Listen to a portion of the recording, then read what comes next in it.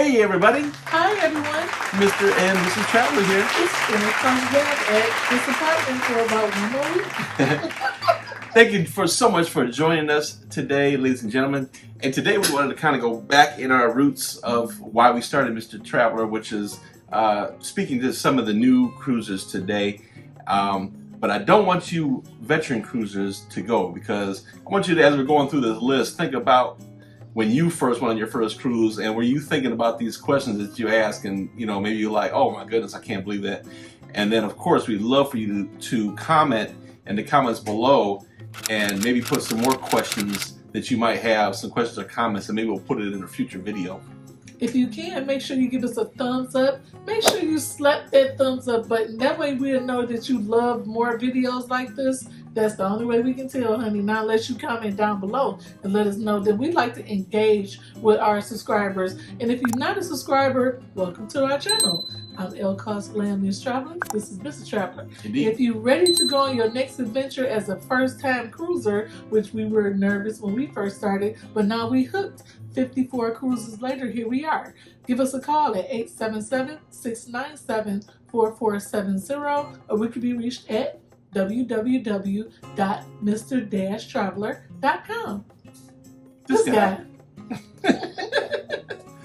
That's all right, guy. So let's jump into it. So we have our top 10 questions that these are questions that we get all the time. So we kind of compiled a list and started talking about when we talk to newer cruisers of things that they ask. And so why not do a video on it? So yeah, I thought this was great for Mr. Traveler. I haven't seen the questions or anything. I'm new to this, so hopefully it'll be more exciting because we both new to this, and Mr. Traveler already know what's going on. So let's get started. All right. So question number 1: what is the best deck to be on?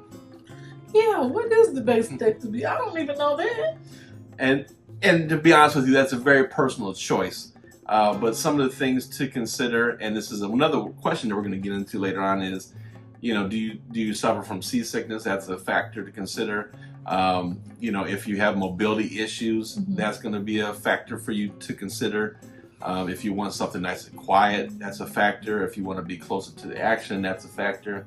So it really depends, right? And so that's what's really valuable about having people like us that have a lot of knowledge about many of the cruise ships, how they're designed and where things are at on the ship, so that we can help you pick the very best deck to be on based on your needs and likes. So that's right. That question, it varies for everybody, right? It's like being on a hotel on water. It really feels, when you first start cruising, you're not very used to it. When you come from land onto the ship, it's a little wobbly, because everybody's loading on. But once you get sailing, it doesn't feel like you're moving at all. To me, comment below and let us know from the veterans, how does it feel when you first start sailing? All right, question number 2: do I need to pack towels? Yeah, do you need to bring a towel from home? Right. So you're gonna go to a beach probably on there. So do you need to bring a towel? And the answer is, of course not. No, you did not. No, you don't need to bring a towel with you when you first pack your clothes to go on the ship, and you don't need a towel when you go to the beach. Right. They have towels for you in the room. So every cruise line does things a little bit differently. They do. But basically, you may either have a couple of pool towels already in your stateroom, or you may have to show your ship card and get a couple of pool towels from the pool deck area.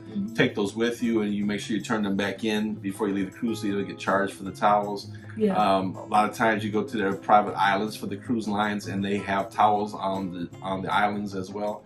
So it depends. Like I say, every cruise line does a little bit differently, but the answer remains the same. You do not need to bring them from home. No, you don't. Next question. Number 3: how old does a baby have to be to sail? Ooh, that's one of our number 1 questions we get from our clients. Like I said, if you're ready to set sail with your baby, give us a call. Go ahead and scan that QR code down at the bottom. That's for you. Just put your camera right over it, and we can tell you all about it. Yeah, so I can't tell you how many times we've had people that are pregnant on there, and then we got to sit there and do math. Yeah, because you have to calculate the time that they're going to have the baby, how old the baby is, and will the baby be able to sail. So the answer to the question generally is the child has to be at least 6 months old. Okay, And so, and you know, you always want to make sure that you bring birth certificates and things like that. Yes. Anything that you can bring. If both the parents aren't there, please make sure you bring like a notarized letter from the other parent. I know it's overkill. A lot of times you don't need it, but it's better to have it than not to have it and need That's right. it. Okay. And if you're selling with somebody's baby, make sure you bring their information, and you probably need to include a note from their parents. Notarized letter. Yes, a notarized letter if you bring in someone else's child. All right. How do I keep track of my spending? Yeah, how in the world do you do that? It's cashless. So how do you keep track of your spending? Mr. Traveler by T. Yeah, so when you get on board the ship, or even before the ship when you do your online check-in, that's probably going to be the number one tip for you right here, is whatever cruise line you're going for, download their app. Their app is going to be very helpful, and especially now in these post-COVID days where they have become fully dependent on the app for everything. Everything is electronic. Much to my dismay. I mean, in a way I like it, in a way I don't, because I do not like to be tied to my phone on a cruise. I do not like to talk to nobody on a cruise. I do not like to chit chat and chat in the chats. I don't do that. So Mr. Traveler is more lenient when it comes to apps and phones and things like that. He'll have his phone, but I won't have mine because I be on a real vacation. So when you do your online check-in, part of that process, for the most part, you can set up your onboard spending account at that point, which includes putting a debit card or a credit card on there. And then when you get on board the ship, you will use your ship card to make purchases around the ship, and it's tied directly to your credit card.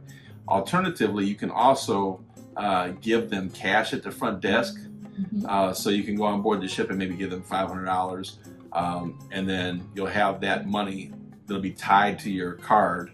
And if you don't spend all the money by the end of the cruise, you go back there and get the refund, or they'll send a check up to your room. However you want to do it. So how do you keep track of your spending on board the ship? There's a few different ways. That app is going to be probably the number one. Your account information will be on there, and everybody else who has access to your account will be listed there as well, so you keep track of it there. Most of the cruise ships have your account information located on the television in your stateroom. Many of the cruise ships have kiosks around those come in real handy. The ship where you can check that. The line may be long, but it's there. And then, of course, you can go to guest services, and they can give you a printout of your spending as well. And whatever you do not wait till your last day of selling to go to guest services, because you will be in line for some hours. And please make sure you check it, because listen, it has happened to us. We're not drinkers at all. And one cruise we went on with Royal Caribbean, somebody charged over $500 worth of alcohol to our sail and sign card. Yeah, the only thing they did was give them the cabin number, charge that cabin, and it was ours. They overheard us saying our cabin number. That's why we never tell people our cabin numbers from now on. Yeah, because somebody charged over $500 to our cabin. They had to watch the security tapes back. It was a long story. If you want to hear about it, comment below and we can do a separate video. So moral of the story, it's a good idea to check your spending. Maybe once a day. At the end of the day, just look on there and see what's on there. And for our veteran sellers that cruise as much as we do, that's great for onboard credit. So next question, question number 5. So I'm in the dining room. Okay. And a couple different scenarios, right? Maybe there was a couple of meals on there, like they had lobster and maybe they had prime rib at the same time. Oh man, what if they had barbecue or like a good hamburger that day? Or we're going on a cruise this weekend, so we're like dreaming about it. Yeah. So my favorite is a shrimp scampi or a shrimp cocktail. How do I know what to pick? So the question is, can I order more food? And the answer is yes. Of course you can. Order as much as you want, but don't get ridiculous with the waiters. Yeah, I mean, we don't want to be wasteful of food or whatever. But let's say, I want the lobster and the prime rib. Go for it. You can do it. It's all covered. That's what you pay for. That's why you pay ahead of time, because everything is all inclusive. You can order as much as you like, but as I said, we don't want to mess it up for us. So we want to pace ourselves. They may bring you one dish at a time. Yeah, so like me, I ordered 2 or 3 lobsters at a time. There was somebody on our last cruise, I can't remember who it was. They said they ordered like 5 lobsters or something. I'm like, oh my God, Yeah, I would can't not be able even. to eat that Yeah, I much. can't even imagine. Yeah, so they bring it to you one at a time, or they'll bring it all together if you have a good waiter or waitress. But shout out to the staff that's working on cruise lines. We appreciate each and every one of you for taking care of us. Thank you so much. Just wanted to tell you a thank you real quick. Okay, question number 6, kind of a two-parter but together, but it's Okay. often controversial subject with us is, do I need to tip? How much do I tip? Right, the gratuity is like one of the number one questions we get asked. Should I pay ahead of time? Should I wait till I get on the ship? So here's my spiel on here first. And let me put this disclaimer here first. These people work very hard and Literally. very far away from home from their families to try to make a living. And the vast majority of their money comes from your gratuities that you give them. So I think that is very important. And let me say this, just because you don't use the dining room, let's say you went to the buffet all week long and you didn't go to the main dining room, please still tip those people, because guess what? Those people that are in the buffet are the same ones that are in the dining rooms or in the breakfast. People just rotate and come in and out. They're still serving you and they still pool those tips and go amongst the crew. So my suggestion to you to help you guys out is to pay your tips ahead of time. Whatever the recommended amount is, usually it's $14 to $15 per person per day. You can pay that ahead of time and be done with it. And then what you do is take some cash with you, so that while you're on board the ship, if you get some really great service from your waiters, or if you get really great service from your room attendant, you can tip them some additional money, and it's cash money they can put in their pocket, right? They don't necessarily have to tell anybody about it, right? That's for them, because they're the ones that did a great job on it. And you've still given the gratuity to the other people. So, please be kind and don't not tip the people, because that is part of the cruise experience, is the service that you get from these people. We frown upon people that don't tip, because sometimes you get that waiter or waitress who didn't do the 100% that you wanted them to, and every circumstance is different for everybody. But we encourage our clients to tip, because even if you go to the buffet all week but you don't go to dinner, that tip is spread across the board. So it's your housekeeping all week, it's everybody who's taking care of your laundry, it's everybody who's cleaning up behind you, and they come into the rooms sometimes three times a day. The dishwashers, the cooks, the people that's washing your clothes. I'm talking about as far as your bed linen. That tip is spread all over. It's not just for dining. So when you take that gratuity off, you taking money out of people's pocket. They took care of you all week. Not only the dining, but also everybody that works on staff that you greet from the time that you get on the ship to the time you go off. Your tip is spread all through that. And just be kind, be courteous, and try to give some gratuity to people that's taking care of you all week, and your kids if you bring the kids. All right, next question. Will I get seasick? And or if I know that I'm a person who suffers from seasickness, where's the best location on the ship?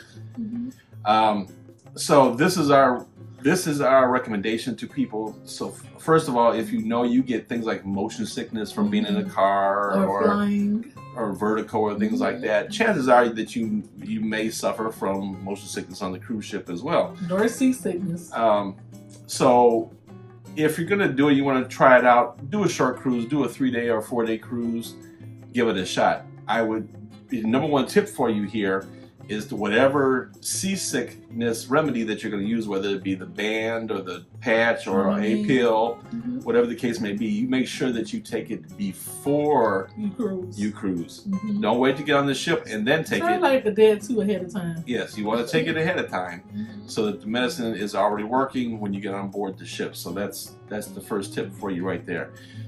As far as best location, if you can't really take the rolling of the ocean, which, to be very honest with you, in a lot of these newer ships, as we're getting into bigger and bigger ships, you won't even know that the ship is moving a lot of times. You feel it more on the smaller ships, but they're building ships so large now that you don't even feel it. Yeah. So the best location to be is midship and lower in the ship, because that reduces the rolling of the ship, right? You'll be in the center. Right. So that's the best location to be in to try to avoid if you want to have the issues. Wow, these are some really good tips. I'm learning a lot myself. Number 8, do I need a passport? Do you need a passport? It depends. It depends on where you're going. Yes, it does. Mm-hmm. So and yeah. where you flying from? So yeah, absolutely. So Mhm. if you are a United States citizen and you're going on a cruise somewhere outside the United States, if you're going on a cruise outside of the U.S., if you go like Barbados or Tortola, or you're going to the Mediterranean, the Med. If you're flying into Canada to do an Alaskan cruise from Vancouver, you need a passport. And you need a passport, not in every circumstance, but you don't want to be short of this rule, which is to make sure that your passport is valid at least 6 months before and after your travel. We're going to say it again because some people don't even look at the dates on their passports, so we're going to say it one more time for you. So if let's say you were going on a cruise in June, you want to make sure that you have that passport, that new passport, at least by December. Right. Okay. Because it's not valid 6 months before or after. You don't want to travel on a brand new. I got my passport today and go. Many countries will let you in, but there are countries that will not honor that passport being new like that. They want you to have at least 6 months on it and at least 6 months left on it while you're traveling. Now, passports are good for 10 years, so I mean that's a lot of wiggle room in there. So for those of you going on the Med, make sure that you order that passport right now. If you have more questions as a first-time cruiser, make sure you join us on Mr. Traveler Cruise Lovers on Facebook, where we can answer more in-depth questions for you, because I know Mr. Traveler is putting a lot out there for you. This is probably overwhelming, but it's a lot to know. So if you got any questions, our veterans, subscribers, and you know who you are, you can comment below and help them out, or you can go hit us up on Facebook and put that question out there as a status, and we'll be more than happy to help you, because you need to know this before you travel. So if you're a U.S. citizen embarking in a U.S. port and returning to a U.S. port, you do not necessarily need a passport, but disclaimer, we highly recommend that you have one. Let's say that you're over in one of the foreign ports and something happens where you have an emergency, you need to fly back home. Let's say you break your leg on an excursion. You're going to have a difficult time. That has happened 3 times to one of our clients. You're going to have a difficult time flying home from their foreign country without a passport. Yes. Not impossible, but you're going to have to get the State Department involved and all this rigmarole. They have to prove your citizenship, and it takes days to do that. It's a tedious process, right? But and it's expensive too. If you have your passport, it's a non-issue. But you can travel with a valid birth certificate that has an original seal and a valid form of ID, a driver's license or state-issued ID. You have those 2 things, you can. And also, please bear in mind, if you have things that have changed in your life, like you've been recently married or recently divorced, things like that, where you've had a name change, please make sure that you bring the documentation to show how you got to that name, whether it be a marriage certificate, a divorce papers, whatever it is, bring that with you that you'll be able to get on the ship. Number 9. What should I pack? What should I pack when I take a cruise? We have a video for it right here, but we're going to do a recent one for you very soon. Yeah, that's a very loaded question. It is. And it's different for everybody. I pack differently from Mr. Traveler. Mr. Traveler packs for him and I pack for me, and sometimes I'll forget something and he'll have it, and sometimes he'll forget something and I'll have it. Let's say we're running out the door, toothpaste or deodorant or something like that. Well, I can use his, he can use mine, Yeah, I mean, it really depends on what you're trying to do. It depends on where you're going. So, if you're going on a Caribbean cruise, you're going to want to bring beachwear, light shorts. Sunscreen. Bring something for dinner. Just bring something light and flowy. I mean, we tend to dress up for dinner. All the time. I love to but just casual, and they do have the formal nights. Obviously your toiletries and things like that. If you're going on an Alaskan cruise, you're gonna want to dress in layers there because it'll be warm during the day and cool at night. Right. So you want to research or ask your travel professional, you know, what the climate is like where you're going and what kind of things that you might want to pack. That's right. When going on a cruise. So it just depends, and it depends on what you want to do. You might want to just be a you know, a couch potato the whole trip. So you just like, I just need a couple pair of shorts, whatever. Right. Like me, I love to vacation, you know, wine and dine and go to the spa, and I'm really on a vacation where I'm chilling, where Mr. Traveler loves to do adventure. He loves to figure out what he can get into on the ports, zip lining, parasailing, jet skis, that's it. So, you know, it depends on what you bring What you want to do to accommodate what you like to do on your adventure. All right, last question. What kind of cabin should I get? Ooh, that's probably the number one question right there. It is. So my disclaimer that I'll start off with is once you go balcony, you never go back. I was just telling my buddy that today, actually. Once she never had a balcony, and I was trying to explain to her, once you get a balcony, you never go back. Yeah, it's hard. We have done it because, and I think I told you guys economical reasons. I think I told you this guys before. Like we went on one cruise, and the difference between the inside, there was no more ocean views, I believe, and the difference between the inside cabin and a balcony was like $1,000 per person. I'm like, I want to go on this cruise, but I'm not paying an extra $2,000 so guess what for a we balcony. did? So we did the interior, But I'm telling you, it was hard on me. It was hard, but we did it, you know. And sometimes you just need that vacation, and no matter how much it costs, you want to see where your money is going. We don't pay bills all the way until we leave here. We want to make sure we enjoy it. If you can only afford that interior, I'm telling you right now, take it. Yep. Because it's worth every single. And let's talk about it. So interior, for the most part, interiors are, like I said, it's an interior room inside the ship, no windows. Right. Some of the newer ships do have like virtual balconies, so they'll have like a screen on the wall. You have to see what it's like outside. You can really catch a really good deal with the interior. Yeah. I'm telling, like, bottom line, if you don't mind not having that window or balcony, you can go anywhere in the world. We've got plenty of clients that do it just to get away. You know, they're like, okay. Some people just want to just get away for a few days, and they're really not in their room. They're just like, I'm just going in their room to sleep, and then I'm going to do everything else. So I'm cool. And with these high gas prices, some people are paying so much to fly here that they're just going, you know, more economical on their room. So they choose the interiors just because of the gas prices. Now I will tell you this, at least our experience has been when we had the interior cabin, I ended up sleeping so we much slept more. A lot, you know, because you never knew what it was like outside. It was more cocoon, you know. We didn't know what time it was outside, so you decided to take a nap. I ended up sleeping and sleeping. Yes. So ocean view cabins have either a porthole or a window where you can look out and see the ocean. Sometimes they're most of the time they're facing the side. Sometimes they have them front facing. Some ships have them where you can see into the inner parts of the ship, into like the promenade areas of the ship. Right. They're beautiful. But you have a window where you can get some kind of light into the room and see things going on. I recommend on an Oasis Class, you cannot go wrong on any room you pick on an Oasis Class. Every room is just outstanding unless it's obstructed, and which is really not obstructed because the ships are so large, so you can save money with an obstructed view. Make sure you remember that. That's another cruise tip.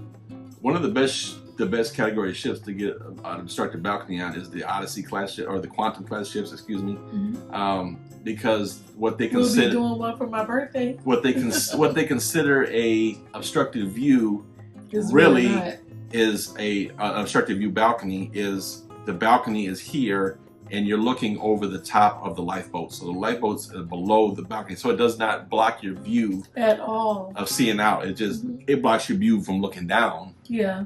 And but not out. Speaking of which, on our last video, thank you so much for all the love. We almost sold out on all 3 of the group cruises. Mr. Traveler was just mentioning the Odyssey, the Quantum class. We'll be doing that one April 8th through 16th for my birthday on the Odyssey of the Sea. Yeah, there's still plenty on that one. Yeah. There's still some left on the celebration for November. That's November for Thanksgiving. The med is getting very, very thin. I don't think there's any more rooms for the med, but we can check There if was you call very us. limited cabins. I decided to do the Mediterranean next September for 2 weeks for my birthday. I want to travel all through Greece, Italy, and Rome, and it's getting pretty thin. So if you're interested, please call us as soon as possible. 877-697-4470, or we can be reached at www.mr-traveler.com. This is going to be my birthday celebration, and that video is right here.